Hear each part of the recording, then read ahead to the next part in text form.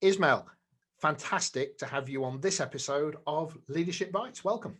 I am very happy to be here. Happy Friday. Indeed. Yes, we've earned it, I feel. We have.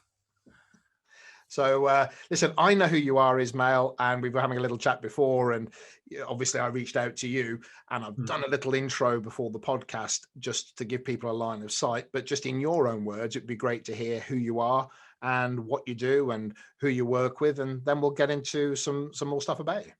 Yeah. Well, thanks for having me on the show. Always fun to meet new people and learn new things.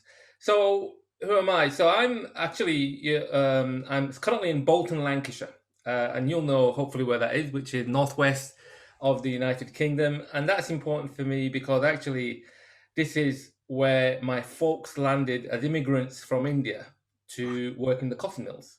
Right. And I don't know whether you know now, but most of the cotton mills are now in India. And my parents still think he was missold, that he's been renting and all the cotton mills are now back in actually northwest India, which is where he came from. So second generation, went to Salford University, did a computer degree, in fact, in the day where they were teaching Fortran and we're using these cards. And way too early for you, Guy.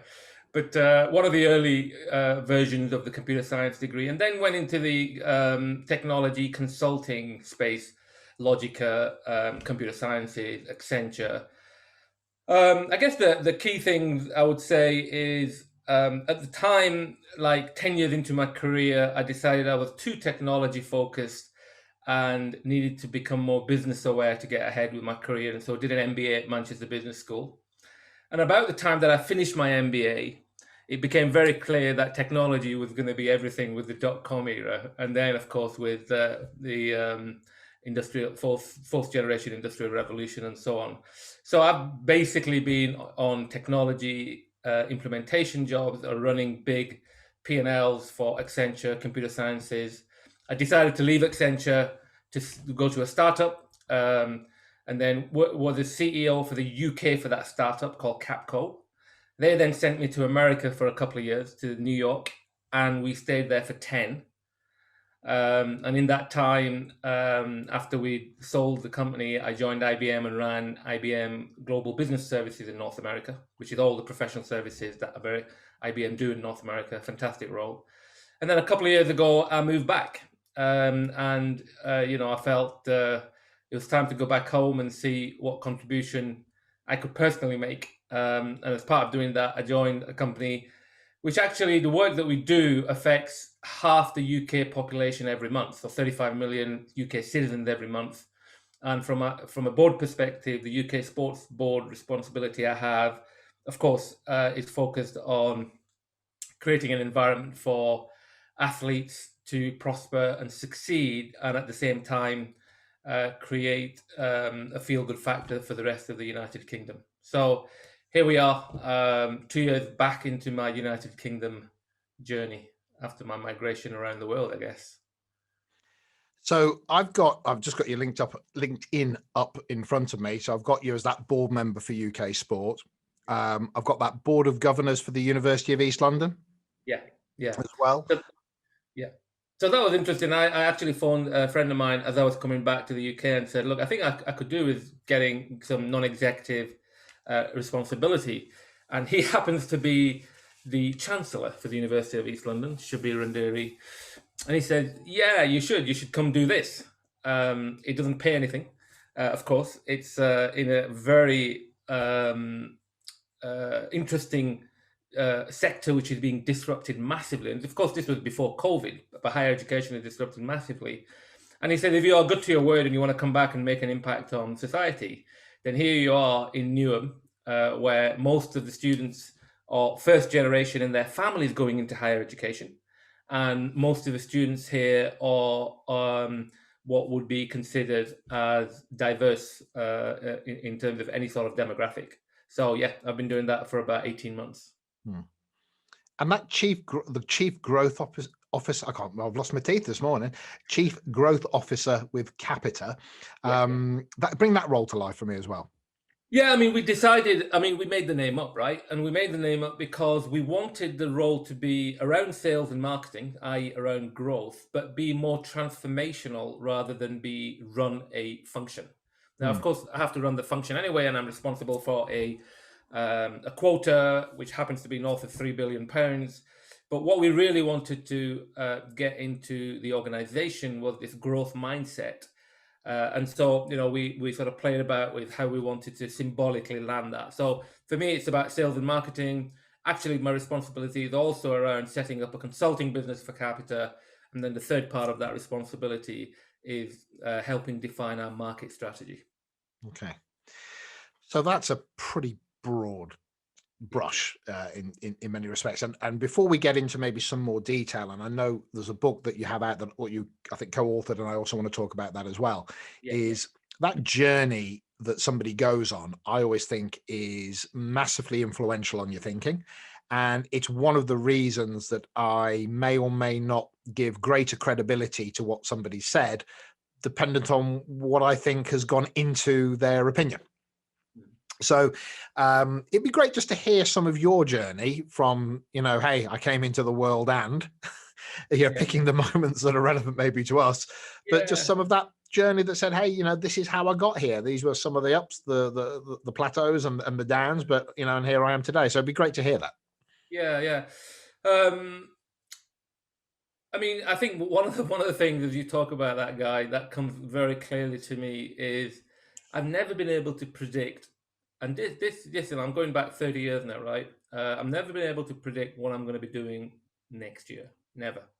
And so as I started off my career and I was at Logica doing consulting, and you've got these great views of what your career might look like, one thing becomes very clear for me. The things that made a difference was having a level of agility in my thinking and taking advantage of any opportunity that came my way. So anything that was thrown at me that I thought I could do, I found interesting, I put my hand up and did it. And that included living in Copenhagen for a couple of years, big projects out in Singapore, almost always never 100% ready for the role, but always feeling that I'll find my way and make a success of it. So the key things for me, I would say, is that um, the things that I learned along the way, if you like, is that where I've taken a risk and the role has been high profile, the higher the profile, the bigger the risk, of course, the bigger the reward. And if I give a couple of examples, when I moved for my role from when I was at computer sciences, and I moved to Denmark actually to be a CIO for this company called East Asiatic Company, and they used to be a client of ours. New language, new geography, new role, but a transformational job to roll out an infrastructure for the globe in terms of their scope. So a huge opportunity to learn about all of these new things. And I think that if you go in with, and for me, this is why the growth mindset thing, guys, is so important. If you go in with an idea that the chances are you will succeed. B, everybody will want to help you to succeed. And C, nobody really fully understands the question, never mind understand the answer. If you go in with that sort of mindset, I think you're better positioned to understand what needs doing, be agile in how you go about doing it, and be very prepared to change strategy along the way. So, I've had lots of those sorts of instances where I've gone for somewhere, not really know what I'm doing, but it's a big opportunity to go and make a difference.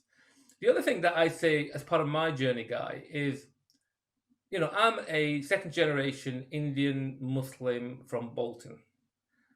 And one of my driving forces was just to want to fit in, right? And because I am everything other that you could probably describe. And yet I felt that I was as good as the Oxford Cambridge lads coming out and joining Accenture. But actually I was very different in that sense. And for a long part of my career, and up to the point actually that I joined Accenture, I would say, I didn't want to be known for my otherness. I wanted to be known for how good I was or how good I wasn't. And for the people that I mentor now, as I keep telling them, that actually isn't my choice. You will be known for how people see you and perceive you, whether you like it or not. You're part of that gang. And one of the things that I would say is this, and I wish I had come to that conclusion sooner in my career and my life, actually, from a personal perspective as well. The sooner I got comfortable with being who I was, the more authentic I felt I could be, the more confident I could be, and the more successful I became. But it took me a long time to get there. And I think, when you don't have a role model that looks like somebody like you, or has the sort of background that you have, or have the sort of challenges that you've been through, it's very difficult, I think, for somebody to tell you that actually that is what might work. And so I think that's one of my lessons is around how do you get to yourself and your authenticity as soon as you can in your career. And then I would say the third part of my career that has defined me is this passion around anything which is new and could change the world. And so, I just happen to be in this golden era where technology is changing the world. And from the time that I worked, as I said, I did my degree in computer science. It was just coming out. And, every job that I've been in and every project that I've been in has changed the way the world lives and works. And what an incredible opportunity to look back and say that, the world changed and I was part of that. And that has really, really given me lots of energy and really, really inspired me to do different things. And I was reading this book. I'll just finish on this guy and give you a chance to talk. I finished this book, Malcolm Gladwell. You probably read it, Outliers.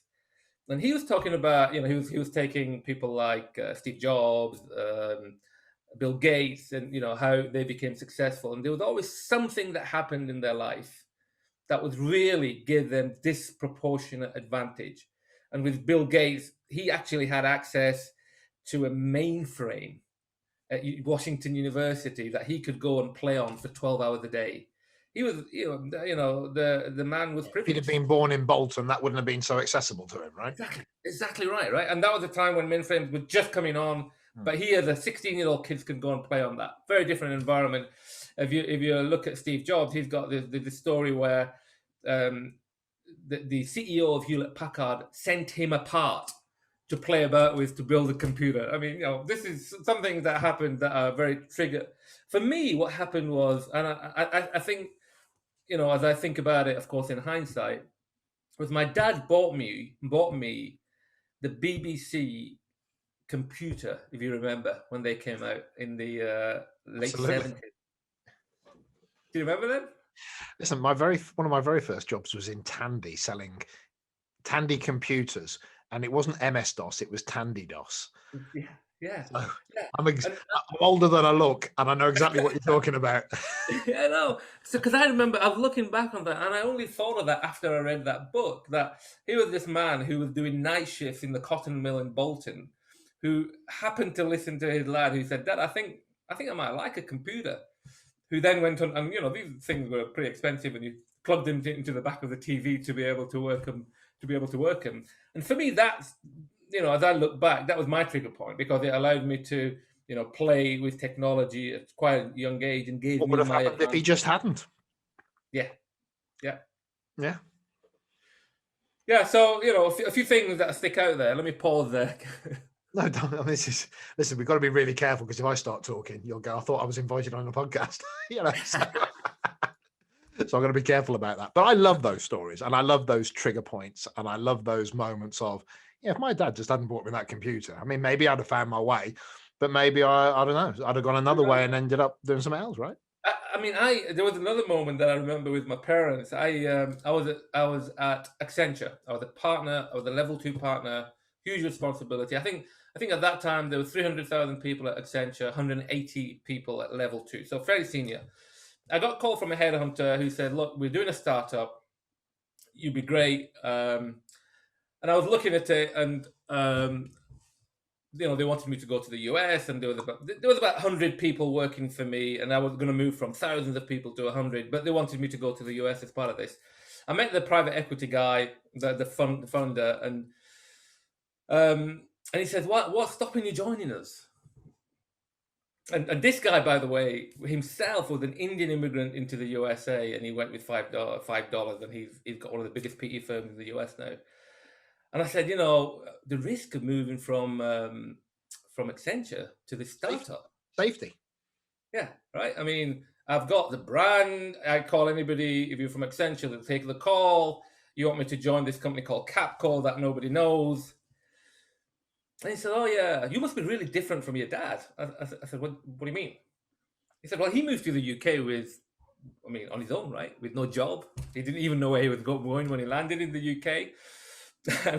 And I remember telling that story to my dad, who couldn't stop laughing because, he shamed me into taking the job, really. He knew that was a guy that knew how to pull a lever, right? Yeah, right. Because he was sort of saying, if you really claim to be entrepreneurial and believe in your leadership skill sets, then you better come and take on this challenge. Yeah. And that was actually a big moment for me to go from being behind a brand to going and being your own brand, right? And convincing people to join you, to work with you, to pay you, to invest in you because of your own ideas and your own beliefs in what you can do. And that triggered, going to the startup, of course, was a golden moment in my career because it also gave us the opportunity to move to New York. All the kids moved to New York. 3 of the 4 kids did all their secondary education and university education out there. And for a bunch of Bolton kids who used to go around Queen's Park to then walk across Central Park to go to school, it was a big thing. Look at me now, Ma. I think that's defined them as well, actually. That's hilarious. I love it. I love stuff like that. And so I mean, during that process, what I'm hearing is that you've got that. I mean, you're curious, obviously. Innovation is something that obviously means something to you. Having an impact, that's something there as well. And I love that kind of sense of, I've really got to live up to my own self-definition here. Because otherwise, I'm an entrepreneur, but as long as it's safe, doesn't really work. And then there's the social impact of that as well, because I think as I've got an older guy, I look around and I think about. I mean, I'm in Bolton, right? I mean, let's be clear. In Bolton, the demographic is such that most of the kids who are really talented will not feel they can be successful elsewhere, right? Because they don't have the role models, they don't have the networks. It's just a fact of where they are. And I feel that people, who've had the sort of opportunity that I've had, have this amazing opportunity to create an environment for these different groups to be able to become their real selves, and in doing so, contribute to UK PLC in a way that we're just missing out on at the moment. And so I really, really feel at the moment, really feeling this need to engage, facilitate, open doors, create platforms, just because of the opportunity and the platforms that I have. And so the social impact, and I've got maybe a sign of my age actually, but it's becoming increasingly important to me to be able to not only go and prove what I can do and try and do great things from a personal and business perspective, but also think about what impact that has or what impact I can have on the community that I've come from. Where does that come from? Is that that's partly cultural, Guy, or that's partly, or what? Actually, no, it's not. It's just me. Where does that giving that and that contribution and that desire to help others? It's a great question, and I think that it comes a little bit from my parents again. And the story here is that as we grew up, my father was the only guy in his friends who spoke English. So de facto, he became the community relations officer. And I remember as we growing up and coming home from school and going to school, there was always a bunch of people in our house where I remember our community relations officer in Bolton was this guy called Raymond Halliwell, who became a great mate of my dad because my dad was interpreting for him all the time. And so there was a bunch of people coming in and out of our house who were different, in need, looking for help. And I think that's where, this idea of service was something that was very much implanted.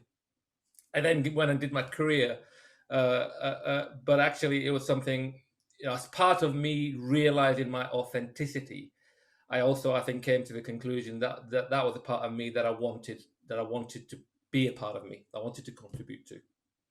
Now, I've heard you say this probably about 4 times now, which is that comfort with self, that realization of your own self, that's come out now 3 or 4 times, and I'm very clear that when I do work with execs, which is what I do, which is why it's called leadership. It was leadership, but it's a leadership podcast. Is this concept of leader of self? Is there is a point that it's great if you can have it on the way up, but there is and that's a beautiful thing, right? If you get the wisdom early, we're all about that. But there is a point that technically your job. You get to that point where you go, of course, every day is a school day, but in essence, I know the lay of the land. I know how to approach it. I know what I'm about. So how do I develop? And I'm not going to fundamentally learn more about routers or whatever it is. And I've come to this point, which is this journey within yourself, because the experience of you will make the message more engaging or palatable or trusted. But that's how I talk, but everybody's trigger is different. But I wonder what's got you saying that and referencing it consistently through our conversation. Yeah, well, it started back in Accenture, where I was given the role of human capital and diversity lead. And at the time, I actually resented it, because here was the brown bloke being given the role of the human capital and diversity lead. The token role. Right? But actually looking back on it, it was Liz Astle who gave it to me, who was the CEO for Accenture at the time. It was probably the biggest gift anybody could have given to me. Fantastic. Because it forced me to think about 2 things. One is the business case around people feeling engaged and a sense of belonging. And then the second part of that role was people strategy, which is, what does the workforce of the future look like? And in forcing myself to think about both those things, and being the spokesperson, if you like, for Accenture in the UK, there were 13 of us worldwide doing this role. It forced me to intellectualize why those 2 things were important. So it started at an intellectual angle. And then the more I thought of it and more I got into it, I realized that actually I was not being what I was talking about. Boom. Right? And that was my moment of horror, if you like. That here, I was sort of working, and when I went to work, I was somebody else, and when I came home, I'm somebody else. And interesting. This is such a waste of energy in doing that. So that was sort of the pivotal moment, I think, when that happened. And that continued, because as I went from Accenture to Capco, one of the things that I felt we could really use to engage, hire people and keep them, who we were hiring from a Deloitte and Accenture and EY, people with big brands, was to say to them that you're going to come to a culture where you can be yourself at work. Think about it. So if when you go into these big firms who are world class, there is such a strong culture that there's a little bit of you that you need to leave, outside the door as you walk into the office. We want to create something where you can bring all of yourself to work. And it became a self-reinforcing thing where we brought these brilliant people in. We saw them flourish because they felt a sense of belonging. And the more we saw that, the more we wanted to do that. And so it was a couple of things there, Guy, that sort of got me to that point. But it was a fairly harrowing journey, I would say, to get there. And putting the mirror up initially wasn't always easy. I'm smiling because it sounds like I'm doing a plug here, but I wrote a book called Living Brave Leadership, and it's about trust, accountability, bravery, connection, and various other things. And as I was writing it, I had a bit of an epiphany, which is, bugger, I'm not doing all of this. As in intellectually, of course, I understand it. And I'm even talking to people about it and asking them to role model it. Ah, crap. Yeah. There was a gap between my knowledge of what was right and then the who I was being. Yeah. So I wasn't a bad person doing bad things, but Yeah. I was a reasonable distance away. And one of the things I talk about in the book is finding a lever for change. And one of mine has always been, if I've got two boys, and if they could see me on a live video stream and they were with their friends, I mean, they're 8 and 6, but if they, were of an age, would they go, "Oh, that's my dad, that is"? Or would they go, "Oh, God"? As in, you preach this in the house, but that's not what you're doing when push comes to shove. And I thought, so if this was take your kid to work day, my little boy might not be proud of his dad. And that made me very emotional. And it's one of the levers I apply to myself, but it's finding that lever, or you might have the realization, but what then made you do it? Because having the insight is one thing. Oh, there is a gap, there is a difference. But then that's like saying, I'm not fit. Yeah, okay. But what would make you get fit? And so I wonder, it just was instinctive. The moment I made the realization I was off and running, or did you have to go through that? When you say harrowing, I wonder how much of that was, oh, I'm actually now going to have to do something about it. Yeah. So what was that shift from the intellectual realization to the actual activities around it? Yeah, no, I mean, super question, because there was, I'd say there was a couple of things. Firstly, forcing myself to do things that I was telling other people to do, but I wasn't doing, is one example, right? So, for example, I mean, even now it's hard, right? So this summer, when all the Black Lives Matter thing flared, forcing myself to talk to our CEO and our head of comms and saying, we need to get proactively a point of view out without our employees saying, I wonder what our point of view is as a firm. Now, that meant putting my head above the parapet, recognizing that, as a person of color, I was advocating a position for people of color, and I should not be ashamed of that. That sort of thing. And doing it in a way where I didn't really have to do it, but I knew that if I was advocating that this is how you should behave, I needed to do it. Right. So if I'm going to fulfill the promise of what I offer out. Yeah, I needed to do it, right? Or, yesterday, in fact, we had this lunch and learn on Islamophobia month, and we had various people saying, this is my experience.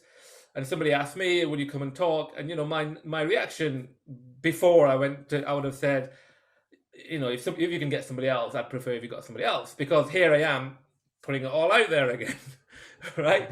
And I did actually do it, but it's a conscious. It's not my natural style, but I need to do it to be able to progress the objectives of creating an environment where people feel safe and people feel that they're included in a sense of belonging. So there's a set of activities that I don't come natural to me, but I have to force myself to do it because I have internalized that it is the right thing for the greater good.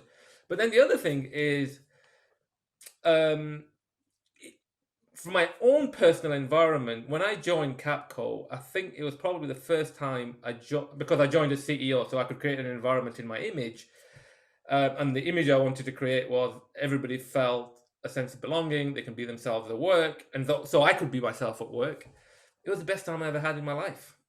Because it didn't feel like going to work. I mean, you were with your mates, you behaved at how you thought you could, and your mates would tell you when you were out of line, right? It was open, transparent, trusting. And so there was an energy of actually living in that sort of space, which just reinforced that this is the right thing to do. If me as an employee feel so much better coming into work on a Monday, in a place where I belong, in a place where I feel safe, in a place where there's good communication, why don't we create that environment for everybody? Because just think of the improvement in productivity and engagement that you'll get as a result of that. So it just felt the right thing to do. And that's the big question for organizations very often, in smaller startups or in those private equity based kind of PE places, there's such a drive because there's such a a singular focus about, we know what we're here to do. I mean, we all know what we're here to do, but we really know what we're here to do, because it's tighter, the timelines are shorter very often, and blah, blah, blah. But once you shift into maybe from the speedboat to the oil tanker, when you go to that larger entity with that bigger spread, and it's not 35 caffeine addicts in a room that all know each other every day, pushing forward, but we're dispersed and we've got different demographics, different blah, blah, blah. The reality of pushing that into a wider playing field, I think that's where it gets really interesting. So for me, and it's going to sound like a trick question, but it's not, because I think you already, I'm not going to ask you a trick question. But when you're in that, like a CAPITA, that large entity, do you feel that you really are able to reach as far as you'd like to? And one of the reasons that I joined CAPITA, Guy, to be totally transparent, is when I spoke with John Lewis, who just joined as the CEO, one of his major tenets was this: a business based on a purpose of creating better outcomes for all stakeholders. And all stakeholders meaning not just the shareholders, but everybody, your suppliers, your employees, your partners, and so on. Because that for me was, I guess, a reflection of what we're talking about here, which is there's a better way of doing this than just be razor focused on delivering this product or this financial performance and so on. And John sort of communicated it for me, and then I saw the proof points in we appointed 2 employees onto the board. Yes. First time, in the UK FTSE 250 forever, since the 70s, I think. A lot of interest from across the UK and across the world in doing that. And so, so we are making steps in, can you do it large scale? And that's a great example of it. We implemented all sorts of procedures around how many partners that you have part of your supply chain should be small and medium enterprises. There's no rules for that. We made the rules ourselves because that was a better outcome for them. What are the payment profiles we want to do for small enterprises? I.e., we want to disproportionately pay them earlier because it impacts them more than it would impact the larger organizations. So right across the way we're working, we're sort of rolling this out. But as you can imagine, with an organization with 60-odd thousand, it's these cultural change journeys are, they're multi-year. Short I would say we're long-term aims, right? Long-term aims, and I think we're part of the journey. And I really like. I just finished reading the book from Simon Sinek, The Infinite Game. I really like that mindset, which says, in this sort, if you want to really run a business on a purpose, and he called it a just cause, then this is not something that you win or lose. This is you play the game to be in the game, and you're in the game for a long period of time, and the results will be over a long period of time, rather than quarterly results, rather than we're going to win this particular deal. And that's the sort of mindset that we've seen, but it's part of the journey, Guy. I mean, long way to go. But I like that, and I like that. I mean, everybody wants everything tomorrow, and in a world where very often you can have it tomorrow, it's hard to hold the narrative with a lot of people saying, yeah, you're not wrong, but actually this is the pace. And that maybe that comes down to the amount of trust that they have in the individuals that are doing it, which is why I'm interested in somebody's story. Because if you tell me that, I might go, well, you would say that because you're in a senior role. But hearing the story you've started to just even share about yourself, I know you more than I did half an hour ago. Yeah. And I already have a sense of, I think I'd trust your request to be patient more than I would have done 30 minutes ago because I know more of you. Yeah. So I guess that's part of that, it's not the message. Well, that has to be part of it, but also it's, do they trust who's delivering it? And that's got to be a big part of it. For sure. Yeah, no, I think that is. And I think that increasingly, and I'm sure you're finding this, Guy, increasingly organizations, if they want to get top talent, I know I've talked to my mates at Accenture, IBM, and they used to get graduates, and you say to them, what are you looking for? And they'd say, I want a career path to get to partner. Now they're saying, I don't want to be a partner. I want to do great work for great reasons. So give me good gigs. And so this becomes increasingly a business imperative. It's not even a personal belief system, although it happens to be. Yeah, even if I didn't believe it, if I want those top talent people, I'm going to have to deliver this. You're going to have to deliver it, right? And as you think about, as you think, for example, you think about how organizations are getting through COVID. I think the organizations that will succeed afterwards will be those who, during COVID, treated their people well. I think that will be a massive thing going forward. Did the organizations during COVID walk the talk? Because it was so easy to send people home, to lay people off, to create environments that weren't safe, all sorts of things that could have happened. And now actually we get into another generation, another sort of phase of where mental well-being is such a big issue. It'd be so easy for organizations not to pay attention to that. And I think this is just another manifestation of the same thing, right? Which is trust, long-term outcomes, and making sure that the promises you make to people are delivered, even if the organizations are massive, like ours are. So just before we move on to the next phase, I reference that as delivering the promise. Yeah. Because we make a promise, and we may have made a promise to get you here, or we may have been making a promise to try and get you to stay, but we've got to deliver the promise.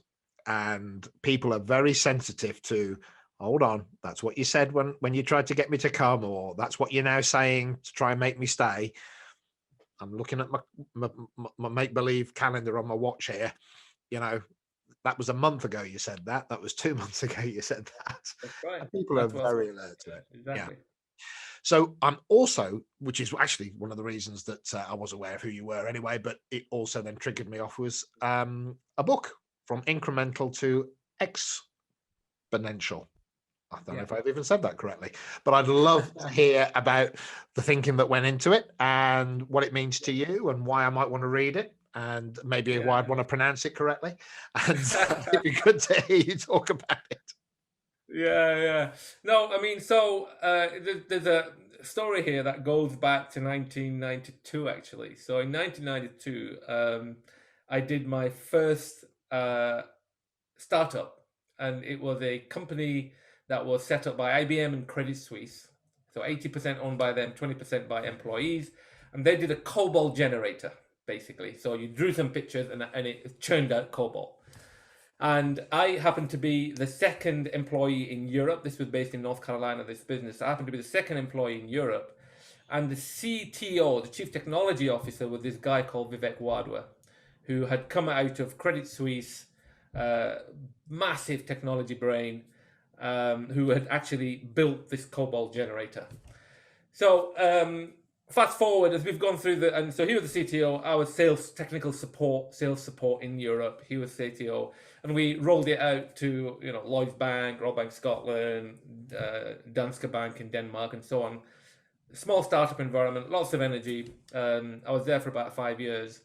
And we stayed in touch, me and Vivek did a number of startups. Then he went into academia, Carnegie Mellon, Harvard. And as we stayed in touch, we had differing views on the world of disruption and innovation. So I was having my career with CSC and Accenture and IBM, and I was saying to him that actually the winners in this world of creating innovation is the big organizations. And he was saying, you're smoking something, because the startups of the world is where all of the innovation will come from. And we had this view until at one stage in 2018, we were having this conversation, and he said, I agree with you. Actually, if there's a starting gun, and you've got a brand new startup with the best talent, and you've got an existing organization, and they both went at it, if the existing organization got a few things right, they would nail it. And so we then decided to basically do research on that. And I was at IBM at the time, and then moved to CAPITA, and he's still at Carnegie Mellon and Harvard. And we came at it from the academia example and from my examples of doing big disruptive projects in the Canadian Railways or United States Ministry of Defense or Bank of America, and he was doing it from what he was doing with some of the government work and so on.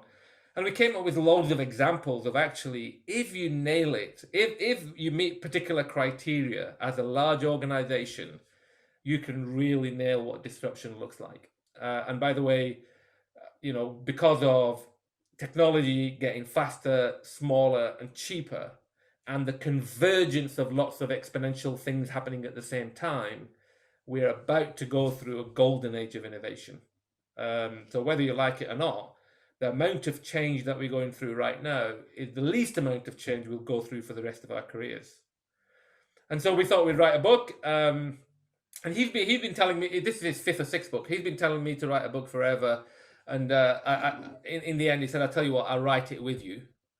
And the best thing about the book, of course, is when the book was published and I gave it to my mum, it was the first time she realized or recognized what I did for a living.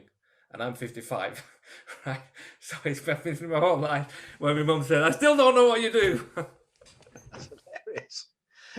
Well, whether or not she read the book, my son has got a book. Exactly right. That's it. He must be doing something right. He's got a book. I won't be reading it or understanding it probably, but he's got a book. Exactly right. That's exactly, I think, how my mum reacted to it. She went, "That's lovely." Showed all her friends and family. A year in, have you read it? "Oh no, but I'm so proud of you." Yeah, exactly. Exactly so I right. really get that.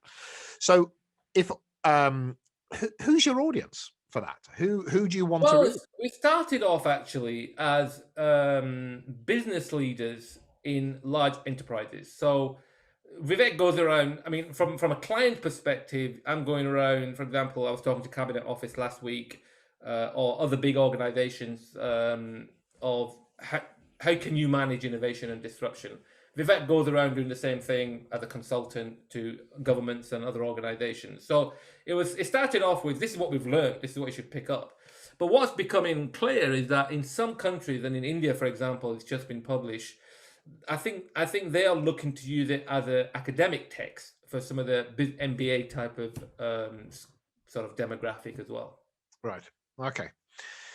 I mean, I know when you say he's written 6 books, I had Dave Ulrich on the podcast, who's the HR guru, and I think he's over 30 books. And I did end up sort of, I know, and I just kind of went, I sense, Dave, that you might not have a television, because while I'm watching Friends, you're obviously writing a book. There are just some people that are ahead of the game on those kind of things. So funny, right? Somebody says 6, I go, God damn it, I've got a long way to go.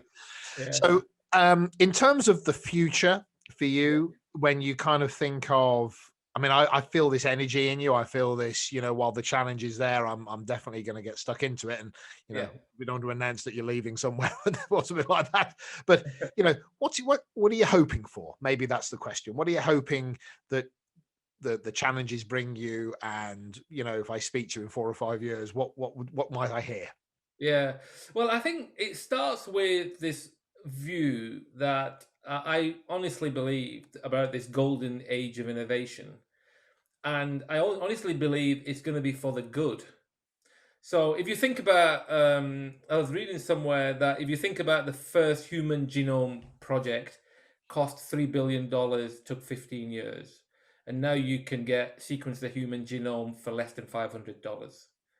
If you think about that as the track of how accessible some of this is, the water salination projects, 4G, 5G available everywhere in the world, so everybody becomes part of the community. The technology and all of these emerging themes coming to the fore, I think is going to be for the good. Now, in that environment, it does mean, I think, that every business, every industry, jobs gets disrupted, and we will create an environment which will change the way that we live and work. And so as I look back in 5 years' time when we talk again, Guy, I want to say that I was involved in some of those things that changed the way that we lived and work, and not an observer of it. And I think that's the opportunity for everybody in the workforce. I think even the people who think their jobs are going to be disrupted, and we did some research with this with London Business School, they have a great opportunity to reskill, to do one of the new jobs that are going to come around, right? I mean, an Uber driver is a new job that never existed. Data science is a new job. Social media monitor is a new job. There's all sorts of things that are going to be created. And I think, it's going to be fantastic to be engaged in some of that disruption across different industries. And I have a sense that you will be. So I'm looking forward to following you vicariously from the sidelines. So listen, I'm alert to time, and I have a sense that I've said this now about 3 times on my podcast, which is with the right food in front of us, I could continue this conversation and till you say, Guy, you really must go now. But I'm just going to thank you for just taking the time out to have a conversation. I've hugely enjoyed it. So I'm just going to ask you to stay on for a few moments while I shut everything down. Just on a personal note, just thank you so much for making that investment. Really appreciate it. No, brilliant. I enjoyed it as well. As you say, we could have chatted for a long while. Yeah. Maybe there'll be a number 2, but we'll go from there. Yeah, definitely.